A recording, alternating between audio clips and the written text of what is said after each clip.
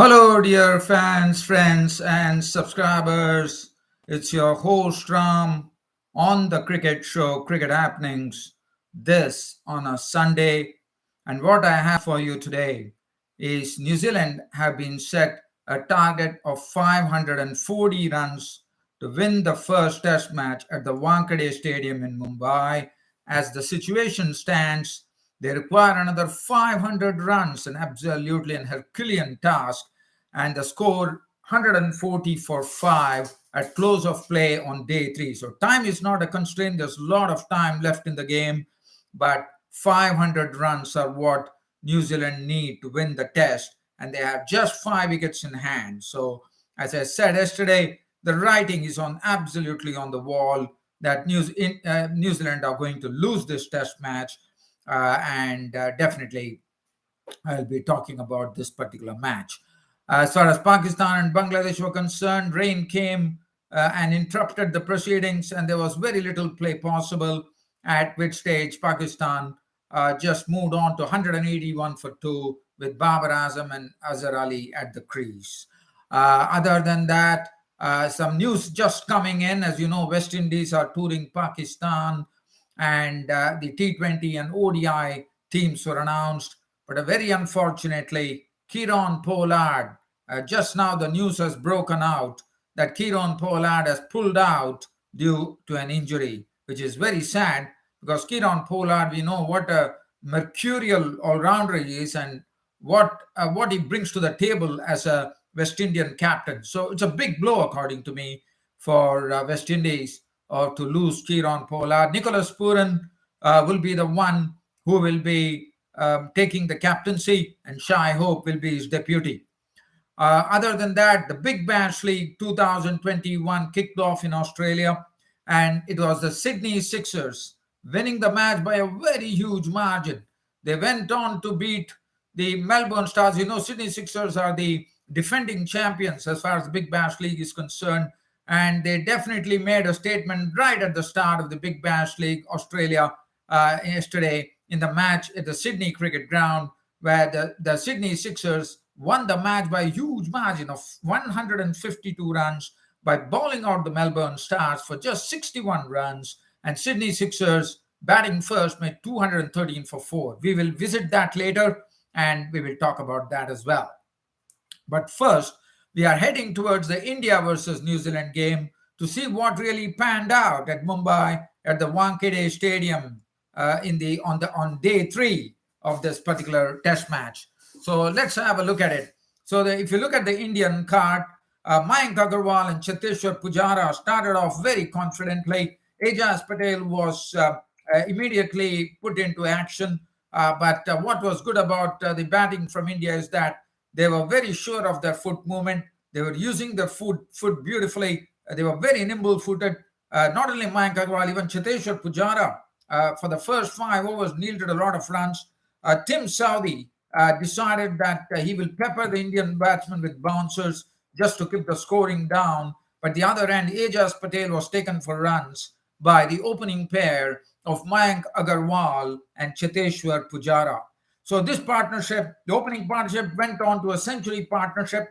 It was 107 for none for India. At the first wicket fell, and the first wicket to fall was Mayank Agarwal. Ajaz Patel was the bowler, and this was the 11th wicket for Ajaz Patel as Agarwal went for a stroke. The ball was just tossed up by Ajaz Patel.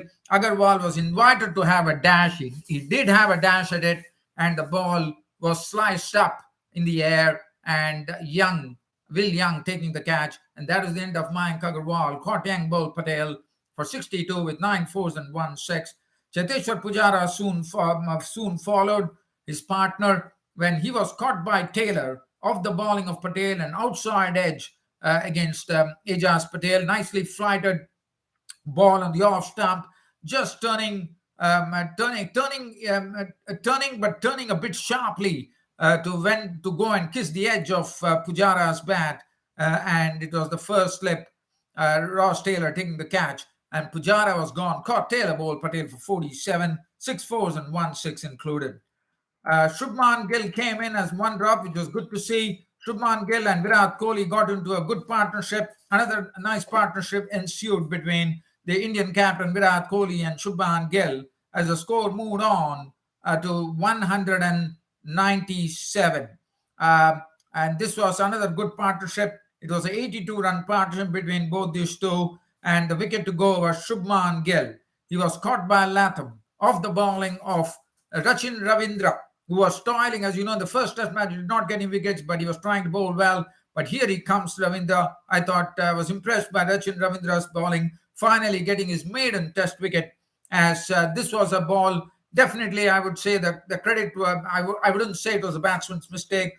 This was all about the vagaries of the pitch, as the ball actually kept low, and Gill, all that Gill could do, as he was already committed to the shot. He just managed to spoon a catch to short cover, and that was it. The overhead catch, which was taken by Tom Latham, the New Zealand captain. After that, it was Shreyas Iyer who was stumped by Blundell. In fact, it was a wonderful delivery. I thought it was the best ball of the day as far as Akshay Patel was concerned in the second innings, as this ball got some drift as well, and the ball also spun away from Shreyas Iyer. And Shreyas Iyer, as you know, is someone who really has this front foot movement. He gets onto the front foot pretty quickly, and in that process, the keeper Blundell did a good stumping, and it was gone, as Shreyas Iyer was on the front foot, and he was stumped by Blundell with the bowling of Patel for 14, which included 2 sixes. So he definitely had come with a plan to go for the attack. And after that, the Indian captain Virat Kohli, after making 36 with 1 4 and 1 6, lost his stumps to Rachin Ravindra. Now, this was Kohli once again, as in the first innings. He was, I understand he was LBW in the first innings. He was not going for that shot, but here he chopped one onto his stumps. This was pushed up. This ball was pushed in by Rachin Ravindra, but the ball actually spun away, and Kohli was on his forward press, and that was the end of Virat Kohli. And what a wicket to get for Rachin Ravindra. And Kohli was gone for 36. The score read 217 for 5. Ridhiman Shah was once again consumed by Rachin Ravindra. It was a good catch taken by Kyle Jamieson, as Shah decided that he's going to take on Akshay Patel, went for the biggie, and Jamieson, a nice sprint at long on, poaches the catch. He was gone for 13 with 2 boundaries. After that, Akshay Patel was the one who gave India a target. He came there and he played like a person who was really possessed.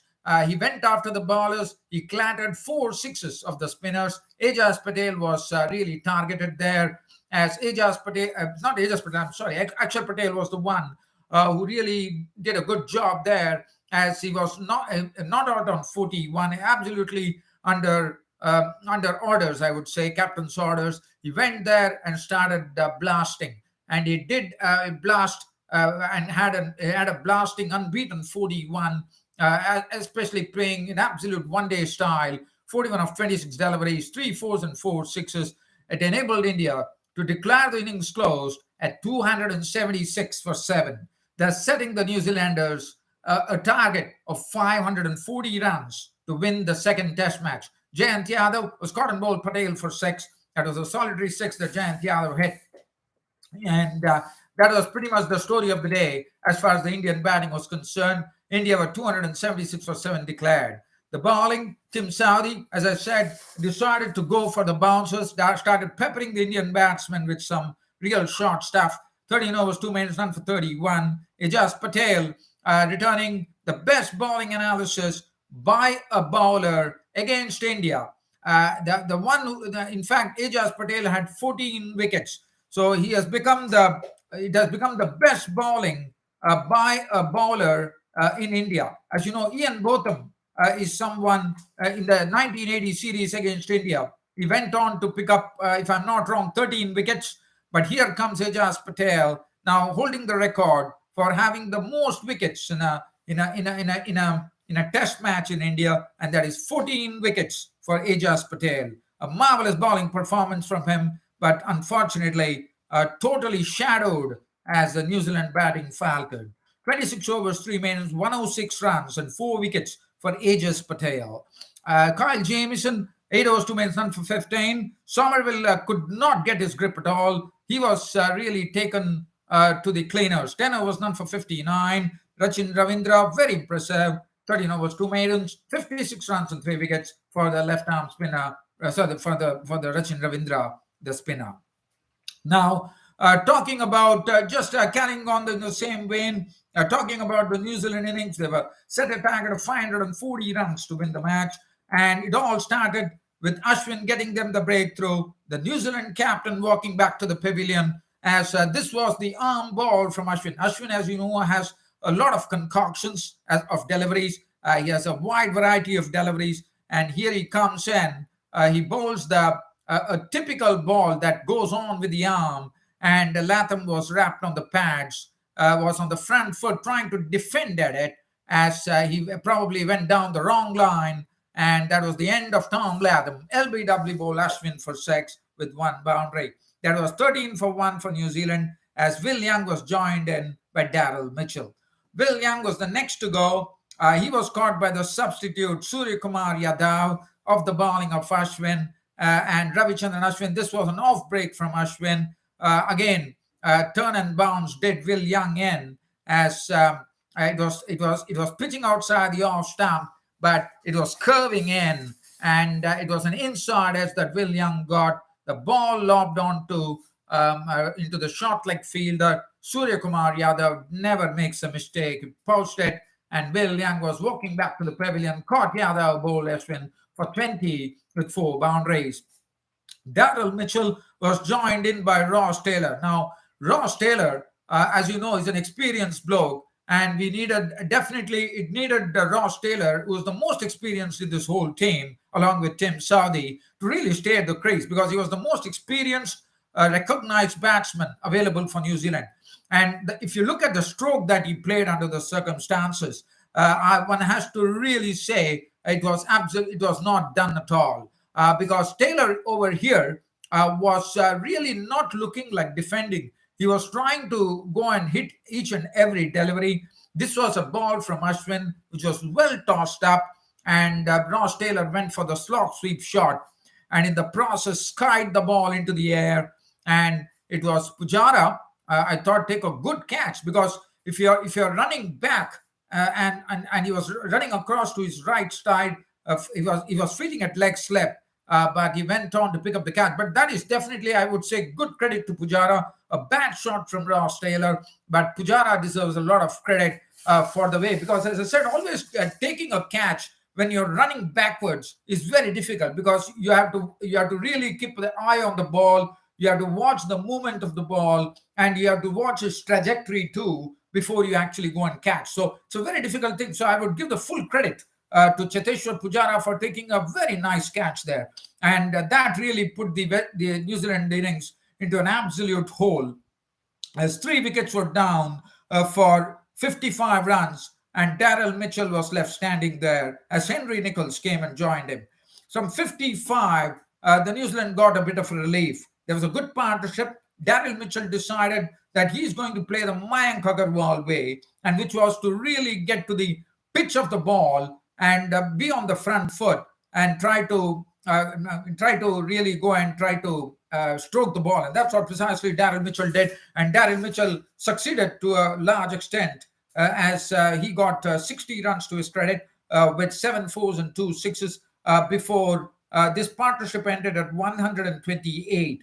So basically, it's a 73-run partnership for the 4th wicket. And that was the end of Daryl Mitchell. And it was a good wicket because it was once again Daryl Mitchell coming down the track, one too many, one could call, as he came down the wicket, and all he managed was to give a catch to extra cover. Jayant Yadav taking the catch, and it was a straight catch which went into Jayant Yadav's hands. Daryl Mitchell was walking, caught Yadav, bowled Patel for 60, 7 fours and 2 sixes included. Henry Nicholls was looking good. He was stroking the ball fluently at one stage. But now this was real harakiri, one could call, because Tom Blundell, the wicketkeeper, was out, and it was an absolutely and horrible mix-up, one could call, as this was absolutely not required. Now, this was Blundell actually jabbing the ball to mid-off and going for the run. And Henry Nichols, did not even move an inch. And Blundell was halfway down the wicket. And before he could actually track back, it was all over. The ball was relayed to him. K.S. Bharat was the fielder, relaying the ball to Ridhiman Saha. And Saha had whipped off the bails. And Blundell was absolutely left stranded. And Blundell was gone, run out. And in these circumstances, a run out was something that New Zealand never, ever wanted. So that was the end of Tom Blundell. Rachin Ravindra was not out on two when it was draw of stumps. A draw of stumps on day 3. New Zealand were set at 140 for 5, requiring another 500 runs to win the test against India. It's absolutely an impossible task. And as I said, India definitely going to take the second test. Henry Nichols, I should definitely give credit to him. It was a good innings from him, and he's still standing there, not out on 36. Rachin Ravindra, I'm told in New Zealand, he's someone who can really block well, and he was not out on 2. Whether these two, it depends on how long they can stay at the crease and frustrate the Indians tomorrow on the 4th day. The bowling, Mohammad Siraj was wicketless, 5 overs, 2 minutes, none for 13. Ravichandran Ashwin, superb with his bowling, with his concoction of deliveries, 17 overs, 7 maidens, 27 runs and 3 wickets for Ravichandran Ashwin. Akshay Patel, 10 overs, 2 minutes, 1 for 42. 8 overs, 2 minutes, none for 30 for Jayant Yadav. And Umesh Yadav bowled 5 overs, 1 maiden, none for 19. So I said it's almost, we are almost coming to the end of it. No doubt about it. It's curtains for New Zealand, according to me. India would have definitely won the series. This is a 2-test series that India is playing against New Zealand. So I reckon it's all over. India would be getting some good points in this particular ICC test points as far as the ICC World Cricket Test League is concerned. Now I'm going. As I said, the Pakistan-Bangladesh match was something which really, because of the rain, it didn't really go the distance. It was truncated, and the Pakistan were placed at 181 for 2 at close. Azhar Ali was 52 not out, and Babar Azam was giving him company. Now, the next thing that I would like to talk about, breaking news which has come in. We are talking about the West Indies tour of Pakistan, and at the last moment, the news is out that Kieron Pollard wouldn't be traveling to Pakistan. He picked up a hamstring injury, unfortunately, and he will be out of the Pakistan tour, which is starting on, I think, 13th of December is the first T20 match. Nicholas Pooran will captain the side, will be the T20 captain, and Shai Hope has been given the ODI captain duties. So that's interesting. So let's have a look at the squad as well. The ODI squad is led by Shai Hope, the captain. Nicholas Pooran will be the vice captain. Darren Bravo, Shamar Brooks, Roston Chase, Justin Graves, another batsman to watch out for. Akhil Hussain, the spinner. Alzari Joseph, Gudakesh Moti, another spinner to be watched out for, Gudakesh Moti. Anderson Phillip is also a good bowler. Raymond Reefer. Romario Shepherd is in some prolific form after coming from the T10. He has been absolutely lambasting runs there. Odion Smith, the one to watch out for, according to me, would be the Odion Smith, because he's the man to watch out for, because he bowls fast. He's very short in stature, but he has immense power. He can hit the ball a mile, and he's an exciting player to watch as far as West Indies are concerned, according to me, in the future. Hayden Walsh Jr., Devon Thomas. As far as the T20 squad goes, Nicholas Pooran will captain the team. Shai Hope will be the vice captain. Darren Bravo, Roston Chase, Sheldon Cottrell, Dominic Drake's another very, very upcoming talent. He has done a marvelous job here in the T10 League in Abu Dhabi. Akhil Hussain, Brandon King is a wonderful player. Kyle Mayers, Gudakesh Moti, Romario Shepherd, Odion Smith figures in the T20 as well, and O'Shane Thomas, Hayden Walsh Jr., and Roman Powell, who has also done a good job in the T10. So we are looking forward, but very unfortunate, I think, that Kieron Pollard has pulled out. It's very unfortunate. but that's how it stands right now. Now let's go on to the Big Bash. As you know, the Big Bash League in Australia kicked off. The first match was played yesterday with the defending champions, Sydney Sixers, were taking on the Melbourne Stars, and the Sydney Sixers went on to a huge score of 213 for 4, driven by none other than the young, talented batsman, Josh Philippe, who this time missed the bus because of his poor form to get into the T20 World Cup squad, Australian World Cup squad. He contributed 83 of 47 deliveries, 78 fours and 3 sixes.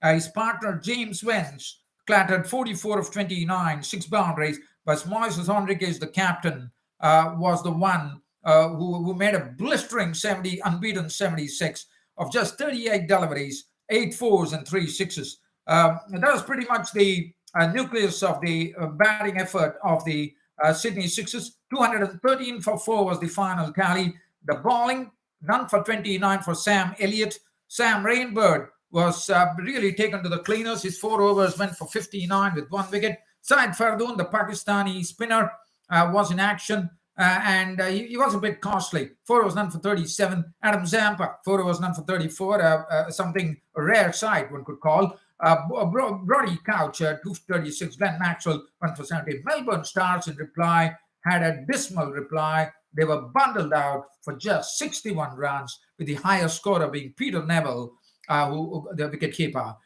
contributing 18 of 14, 2 fours. And the other one to enter double figures was Hilton Cartwright, with 10 of 9 with 1 six. Looking at the bowling makes very interesting grading. Steve O'Keefe, the spinner, 4 overs, no more than 14 runs and 4 wickets. Really did a fantastic job. Sean Arbett, 3 overs, 3 for 14. Chris Jordan, 2 overs, none for 15. Tom Curran, 1.1 overs, no more than 1 for 9. Hayden Kerr, 2 for 6. And there were some debutants as well. Brody Couch, Sam Elliott, and Syed Fardoon were making their Big Bash League debut.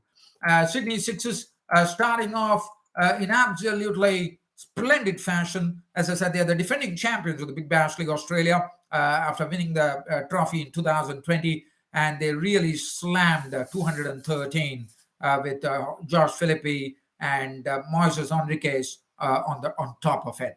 Well, dear fans and subscribers, it was an absolute pleasure. But I do see someone posing a question for me. Thank you, dear subscriber. 70 Mahalo Ram. I saw that you're no longer active on Reddit. I request you to rejoin instead of our cricket. Please post your insights on our cricket buddies. We promise we will not remove your post. My friend, I'm absolutely happy to see that you're inviting me to post on. I know that I've been banned on Cricket Reddit. Unfortunately, well, that is something which is very difficult to digest for me. I can tell you that. But I've copped it on my chin here, and I request you to. Well, I would definitely love to do that. I will definitely do that. So you want me to join on Cricket Reddit, and I can post my. I can put my post on our cricket buddies. Is that right? Is that right? I'm getting it because I don't want to get into a situation with Cricket Reddit where I really have any issues, because I'm not a person who gets into controversies, but definitely I wouldn't like to get into that particular sphere. Okay, fine. Are you giving me an assurance that my posts won't be removed and all my posts? But I mean, can you tell me how is it that it is different from the R cricket? Because I feel Cricket Reddit is the one who actually runs the show. So how do you convince me or give me an assurance that Cricket Reddit won't really harm what I'm putting on our cricket buddies? Because our cricket I know, but our cricket buddies, is that a new platform that one has created? Because I want to get a very clear picture on that. Because as I said, I'm not a person for controversies. I don't want to get involved into one.